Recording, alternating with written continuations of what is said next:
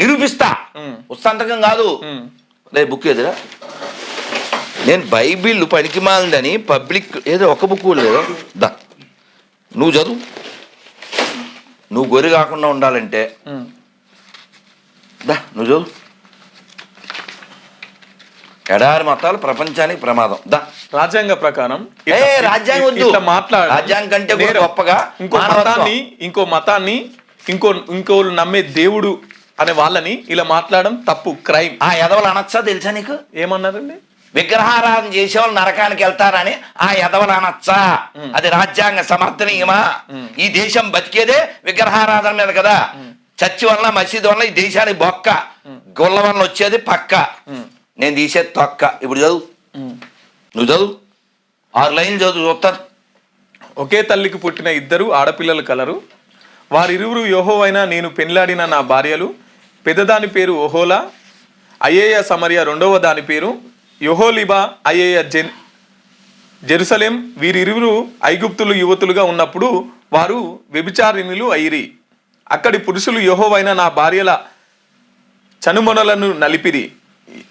ఇది నిజంగా బైబిల్లో ఉన్నదేనా అండి?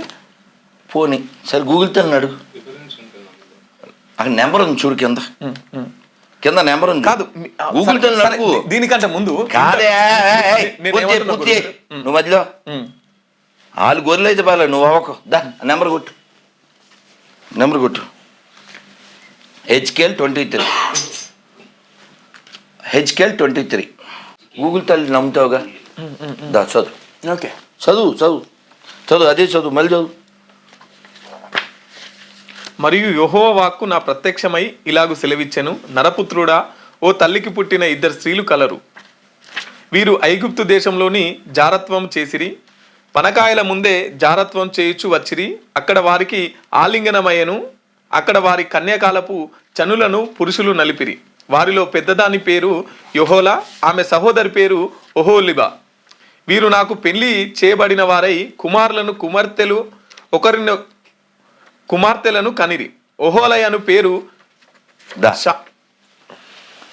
ఇప్పుడు ఏం నలిపారు అని చదివావు కదా.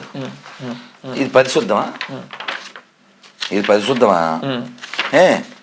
ఇప్పుడు ఎవరైనా కన్యాశుల్కం అంటారు తెలుసా నీకు? అవును. అంటే ఏంటి కన్యాశుల్కం? అంటే అది పెళ్లిలో భాగం ఒకటి ఉంటుంది. దా ఇది చదువు, చిన్న మొక్క చదువు.